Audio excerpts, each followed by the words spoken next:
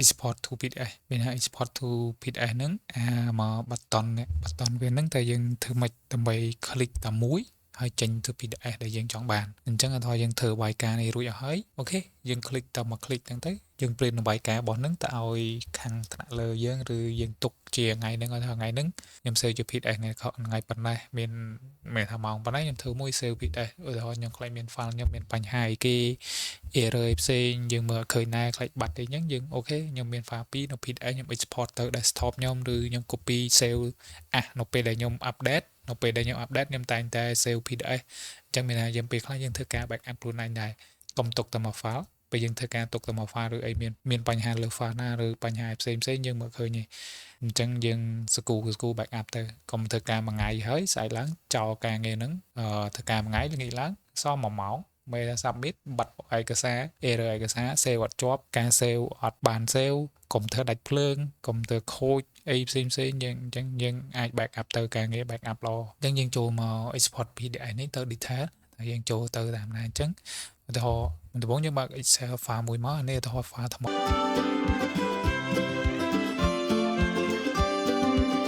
អញ្ចឹងយើងបើក Excel រួចហើយយើង save ទៅចុច save ហ្នឹងថាយើង save ទុកណា document យើងអញ្ចឹងនៅក្នុងនេះដោយសារខ្ញុំប្រើ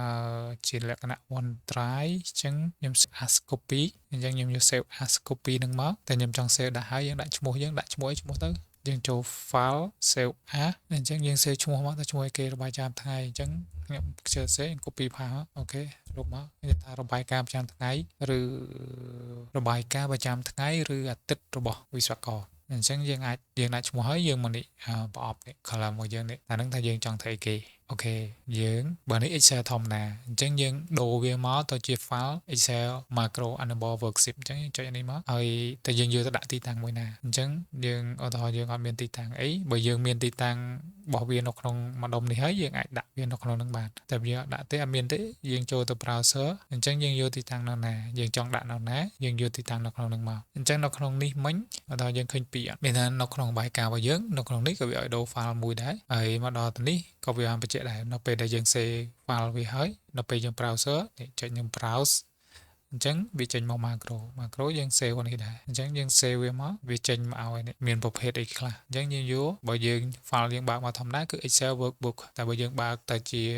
VBA ឬ macro យើងប្រើ Excel macro enable workbook អញ្ចឹងយើង click ហ្នឹងមកហើយយើង save ទៅអញ្ចឹងយើងយកដាក់ណាអញ្ចឹងយើងយកដាក់ណាហើយយើងចុច save មកថតខ្ញុំដាក់ក្នុង desktop ចោលដោយសាររបស់ខ្ញុំក៏មានដែរអញ្ចឹងខ្ញុំដាក់ក្នុង desktop ចោលទៅ save ទៅអូខេវាចេញមកអញ្ចឹងខ្ញុំមកមើល desktop ខ្ញុំតែ desktop ខ្ញុំមួយណាចេញមក file នេះអញ្ចឹងនៅពេលចេញមកវាចេញមកនេះ XLSM អញ្ចឹង file វាជាប្រភេទ XLSM អូខេអញ្ចឹងយើងបើកជា file របស់ខ្ញុំវិញមកយើងមើលក្នុង tool របស់យើងនេះបើយើងធម្មតាយើងអត់មាន developer បើយើងអត់ទាន់មានអាហ្នឹងអញ្ចឹងយើងធ្វើម៉េចឲ្យបាន developer ហ្នឹងដើម្បី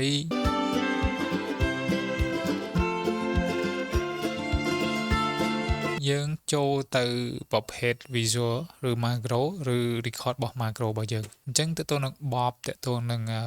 add in Excel in នៅក្នុងហ្នឹងអញ្ចឹងមានថាវាឲ្យយើង develop នៅក្នុង Excel វាឲ្យយើង develop វាឲ្យយើងថែមវាឲ្យយើង save code បញ្ចូលក្នុងហ្នឹងបានអញ្ចឹងដើម្បីបានហ្នឹងយើងអាចចូលមក file ដែរចូលមក file ហ្នឹងមកហើយ thíchថា option នៅក្នុង option ហ្នឹងយើង scroll យើង option របស់យើងចូលមកឃើញអញ្ចឹងយើងចូលមកយើងមាន general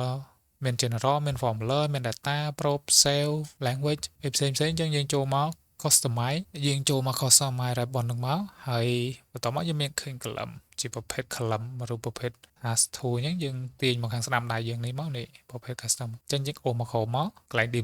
developer តែបើអត់ណាអត់ទាន់ tick បើយើងអូសមកអត់ទាន់មានថាយើងអត់ទាន់ tick ទេបើឧទាហរណ៍យើងចង់មក view នឹងទៅលើ tool នេះទៀតទៅលើ taskbar នេះរបស់យើងទៀតយើង click វាមកអញ្ចឹង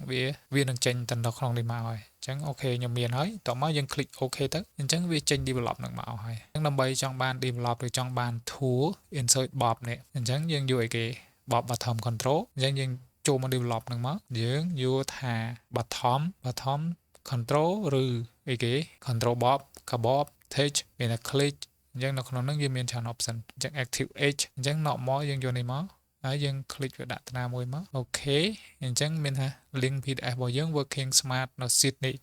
general របស់យើង general daily worker ចឹងថាយើងបើថាយើងបើក Excel ច្រើននៅក្នុងហ្នឹងវាឲ្យរើតែយើងយកទាំងអស់ក្នុង worksheet អត់ចឹងអូខេទៅអញ្ចឹងbutton វាចេញមកគេអត់ទេ button ហ្នឹងអញ្ចឹងយើងចង់ដូរ format control វាអញ្ចឹងមានន័យខ្លះ format font design ដើម្បីយើងដូរ format បានយើង click ហើយយើង right click វាមកយើងយក format ឬយើងចង់ set text បើយើងចង់ set text ក្នុងហ្នឹងក៏ដល់យើង set text អញ្ចឹងយើង set text ហើយយើង font យើងចង់ដូរគេចង់លេង font អីអញ្ចឹងយើងចង់ប្រើ font អីគេ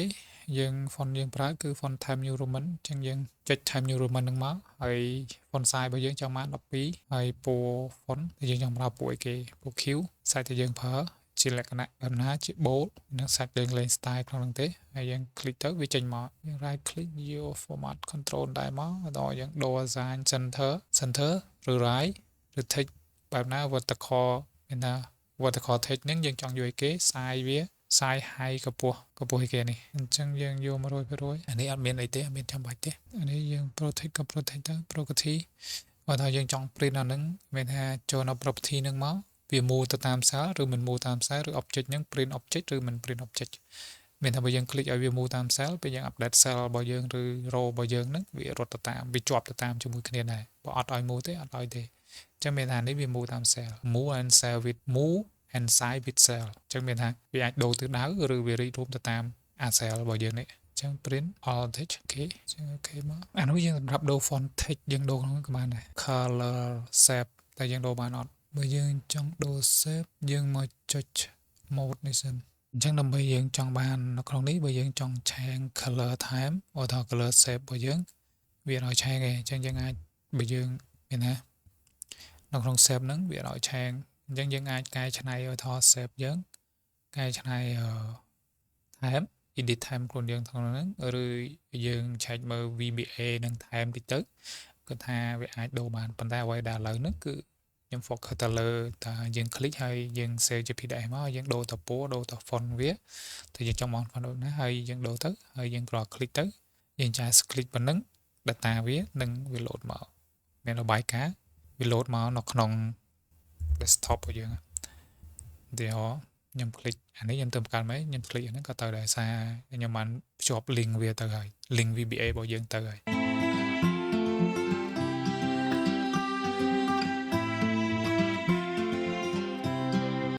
អញ្ចឹងយើង click ប៉ុណ្្នឹងមកយើងមកមើល data វានៅក្នុងនេះអញ្ចឹង file PDF ដែលយើង save ហ្នឹងវាមានថ្ងៃទីអរិយបានវាមានថ្ងៃទីនៅក្នុងហ្នឹងហើយវាដូរទៅ load ថ្ងៃទីហ្នឹងវា load auto ទៅតាមក្នុងហ្នឹងដែរហើយឈ្មោះតែវាចាប់ឈ្មោះយើងមកបានមានយើងអត់បាក់ rename ឈ្មោះហ្នឹងទេអញ្ចឹងឈ្មោះដែលយើងសរសេរនៅខាងហ្នឹងមានថាឈ្មោះហ្នឹងវាចេញមកនៅក្នុងហ្នឹងដែរអញ្ចឹងយើងបើកមកអញ្ចឹងវាចេញមកឈ្មោះវានេះយើងចាប់ពី column មួយនេះចាប់ពី column ឬ row យើងចាប់ពី row មួយហ្នឹងចាប់ពីឈ្មោះខាងហ្នឹងអញ្ចឹងយើងកែឈ្មោះហ្នឹងអានោះយើងចង់ឈ្មោះនេះដូរអីអានោះយើងដូរវាឈ្មោះហ្នឹងវាដូរទៅតាមហ្នឹងដែរអូខេអញ្ចឹងឈ្មោះវារបាយការណ៍ប្រចាំថ្ងៃឬអាទិត្យរបស់សកលហ្នឹងវាចេញមកអញ្ចឹងដើម្បីដល់បានមានថាយើងបានចង់បាន detail ឬលម្អិតទៅលើហ្នឹងយើងចូលមក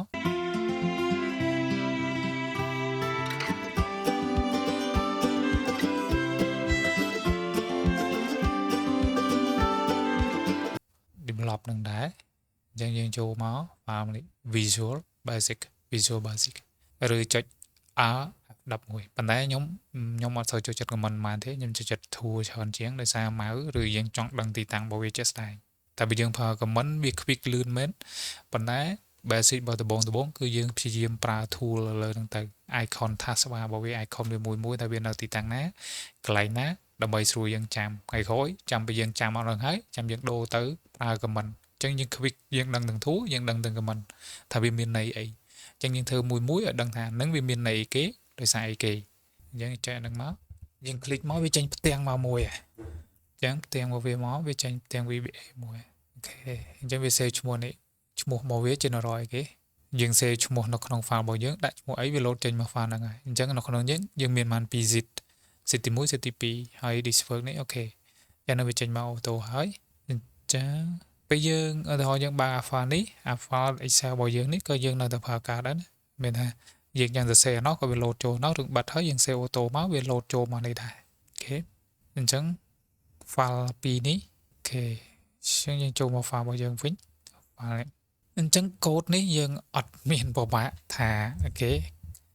code này có dương vô bị kê mà đấy chẳng kê thì sẽ xe thế dương xoay rồi tới dương xe tới miền ha cái xe máu dương vô mà cài chai tích tụi nó lực code bao dương tới là vậy để dương trong bàn máu than đang chữ ai kê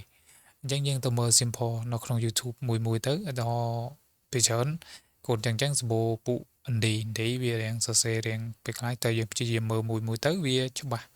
nó không đang ta format cái vô bên này bên tay mình họcไปคล้ายយើងចង់បានទាំងអស់នឹងមកទាំងដុំវាអត់មានទេវាត្រូវមាននេះតិចនឹងតិចតែបើយើងខាងអូខេគាត់ជំនាញលើ VBA នឹងមក visual អានឹងគាត់អូខេគាត់ច្បាស់លើ code ច្បាស់អីថាគាត់ទៅសេចេញពីអីចេញពីអីអានឹងបានតែសម្រាប់ខ្ញុំអត់មានថាខ្ញុំមិនជំនាញលើនឹងទេតែខ្ញុំក៏យល់អ្វីដែលខ្ញុំចង់ប្រើអ្វីដែលនេះខ្ញុំនឹង research ថែមទៅលើអាចចំណុចមួយមួយនឹងយល់មកដើម្បីកំបាញ់ file របស់ពិសេសយើងធម្មតាឬយើងប្រើលឿនជាងមុនធម្មតាឬមួយទៀតបើយើងមានពេលមួយទៀតយើងអាចមានថាយើងអាច research វាថែមទៅថាវាអាច upgrade ពីណាទៅណាដែលយើងលឿនជាងនឹង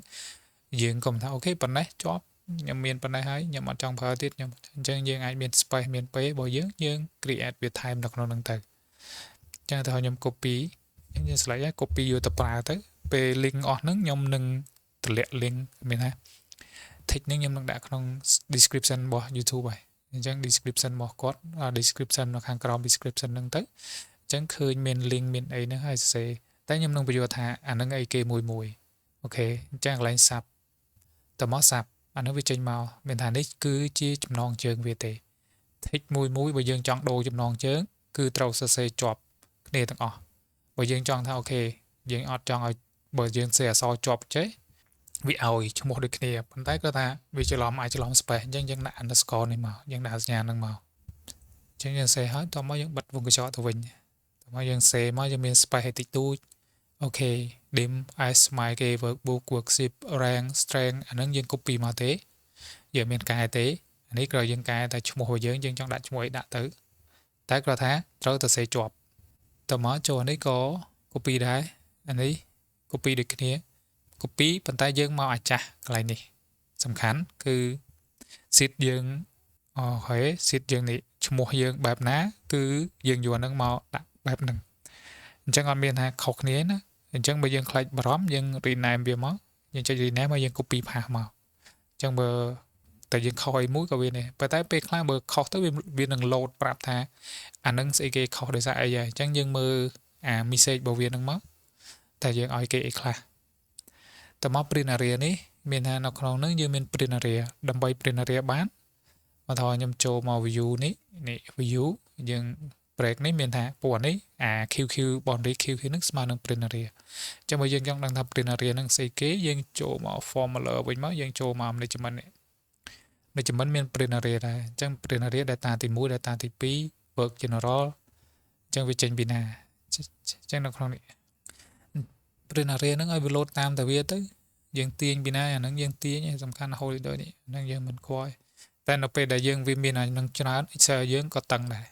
file Excel យើងវាធ្វើឲ្យយើងតឹងអញ្ចឹងយើងចូលមកនេះវិញទៅមក area នេះអូខេ script នេះក៏ copy ដែរនេះអញ្ចឹង code វាតទៅនឹង desktop យើងរក copy code ហ្នឹងមកហើយយើងដាក់មកថាអូខេទៅ desktop ហើយ slash តាណាអាហ្នឹងវាចេញទៅតាមហ្នឹងហើយអ្វីដែលយើងកែមួយទៀតនេះ name ត្រឹមនេះ formula របស់យើង nows អញ្ចឹង code ត្រឹមនេះយើងកែអូខេអញ្ចឹងមានថាវា print ទៅវាចេញថ្ងៃទីថ្ងៃណាយើង export ស្មើណាវាចេញទៅស្មើនឹងហើយវាអត់មានម៉ោងតែវាមានថ្ងៃអញ្ចឹងនេះឆ្នាំឧទាហរណ៍យើងចង់អត់ដាក់ឆ្នាំ4នេះខ្ញុំអត់ដាក់4ខ្ទង់ហើយខ្ញុំដាក់តែ2ខ្ទង់ហើយអញ្ចឹងយើងដក2មកដក y នឹង2មកសល់2វិញដូចថ្ងៃដែរថ្ងៃនឹងខែដែរតមកខែបើយើងចង់ថាយកខែមកដាក់ខាងនេះយើងដាក់មកខាងគ្នានឹងមកខាងនេះវិញក៏បានដែរដូរទិសតែនេះខ្ញុំយកឆ្នាំខែហើយនឹងថ្ងៃអត់អីបានយកឆ្នាំខែថ្ងៃដោយសារនៅពេលដែលយើង file យើងមានចេញមកមានថាយើង print ថ្ងៃហ្នឹងវាចេញមកគឺវា load ឲ្យ auto ថ្ងៃ16ឆ្នាំគឺនៅ24 2025ខែ1ខែ2នៅខែហ្នឹងតែយើងដាក់នេះទេការរៀបចំ ranking file របស់យើងក៏ពិបាកមើលដែរអញ្ចឹងឧទាហរណ៍ខ្ញុំ print ថ្ងៃក្រោយថ្ងៃចុងក្រោយគឺនៅខាងក្រោមហើយអញ្ចឹងខ្ញុំហត់មើលលើហ្នឹងឯងចឹងការ read file យើង read folder យើង read របៀបរបបរបស់យើង read ក៏ស្អាតតិចហ្នឹងក៏វាជួយឲ្យយើងអត់ឈឺក្បាលដែរ តមកសញ្ញានឹងមានន័យថាយើងនឹងបន្ថែមunderscore របស់យើងនេះយើងនឹងបន្ថែមសញ្ញាតមកនឹងមួយទៀតបើយើងចង់សរសេរអីថែមក្នុង text ហ្នឹងនេះតទៅនឹង rank អញ្ចឹងអានេះកូដរបស់វាទេអញ្ចឹងយើងថែមមកកូដហើយយើងសរសេរថាយើងចង់បានកូដ text title របស់យើងអាមួយនេះ title នេះអក្សរនេះរបាយការណ៍ប្រចាំថ្ងៃឬអាទិត្យរបស់វិស្វករអញ្ចឹងយើងចង់បាននៅក្នុង column ឬ row លេខប៉ុន្មានអញ្ចឹង A3 មានន័យថាវានៅ row A column 3អញ្ចឹងវាយើងចង់មកដឹងថានឹង row A column 3ខ្ញុំសុំដកដាក់ធម្មតាវិញ view អញ្ចឹងយើងคลิกដោយសារក្នុងនេះយើង merge អញ្ចឹងវាចេញមក A column A row 3អញ្ចឹងវានឹងចាប់ហើយបើយើងចង់ថាអូខេអានឹងឲ្យខ្ញុំចង់ចាប់តម្លៃនេះខ្ញុំចង់ចាប់អានេះហើយខ្ញុំចង់ add នៅក្នុងកន្លែងនេះយើងអាច add បានយើងអាច add តម្លៃ value មួយទៀតមានថាឲ្យតែយើងប្រើសញ្ញានឹងហើយយើង add ទៅយើង add ថែមទៀតទៅហើយ complete ដាក់ហើយយើងចុច tray អានេះយើង copy ហើយយើងយកទៅកែកន្លែងយើងត្រូវកែបានហើយកុំកែកន្លែងផ្សេងទៀតតមកនេះក៏យើង copy ដែរអញ្ចឹង PDF នេះ add នេះយើង add ថាវាជាប្រភេទ PDF តមកជាប់អញ្ចឹងនេះក៏ copy paste អញ្ចឹងយើងយកកូដតែប៉ុណ្្នឹងទៅប្រើទៅការងារយើងសេប៉ុណ្្នឹងរួចកូដរបស់យើងរួចហើយយើងចូលមកវិស័យយើងមកពេលតែយើងចុចមានថាយើងคลิกលើវាទៅមានថាបើយើងអាប់ដេតថ្មីអីវា load ឲ្យ refresh វាទៅ refresh នៅក្នុងនឹង auto ហ្មងវាយក file ថ្មីគឺយើងគ្រាន់ click ទៅវា refresh auto កុំថាពេលខ្លះយើង print ហើយយ៉ាត់វាទៅ refresh ក្នុងហ្នឹងក្នុងថ្ងៃហ្នឹងតែបើថ្ងៃផ្សេងវាឈប់ refresh ហើយឲ្យតែដូចខុសតែបើថាយើងអត់ចង់ឲ្យ refresh យើងមាន option ច្រើននៅក្នុងហ្នឹងថាករណីផ្សេងយើងអាចចងថែមឈ្មោះវាឲ្យខុសគ្នាថាឲ្យវា load រៀងដោយសារអីអញ្ចឹងយើងអាចចងថែមទៅយើងអាចឲ្យវាស្មើសញ្ញានឹងនេះកន្លែងនឹងយើងដាក់ឲ្យវា fix ទៅតាមអ្វីដែលយើង print ហើយយើង select ដូរឧទាហរណ៍នេះប្រភេទការងារមួយហ្នឹងអញ្ចឹងយើងឲ្យវាចាប់មក option កន្លែងណាមួយមកដែលយើងអាច select ទៅយើងមកដូរប៉ុន្តែហ្នឹងវាអាចទាញនៅក្នុងលក្ខខណ្ឌផ្សេងទៀតបានតែរៀងឲ្យយើងស្មុគស្មាញប៉ុន្តែបើយើងធ្វើម្ដងអាហ្នឹងអាស្រ័យទៅលើការយើងប្រើដែរតែបើយើងធ្វើម្ដងវាអាចប្រើបានច្រើនសម្រាប់យើងតម្រូវការយើងប្រចាំថ្ងៃរបស់យើងតែនេះខ្ញុំប្រចាំថ្ងៃខ្ញុំចង់ print តែម្ដងឯងខ្ញុំអត់ឲ្យវាបតិលក្ខខណ្ឌច្រើនហើយគ្រាន់យកតែឈ្មោះហើយគ្រាន់យកតែនេះឯងចឹងនេះអូខេខ្ញុំប្រើបានចឹងខ្ញុំលុបអានេះចោលវិញអញ្ចឹងនឹង detail ប៉ុណ្ណឹងអត់មានអីសាំញ៉ាំទេលើ remark ទៅអូខេអរគុណច្រើន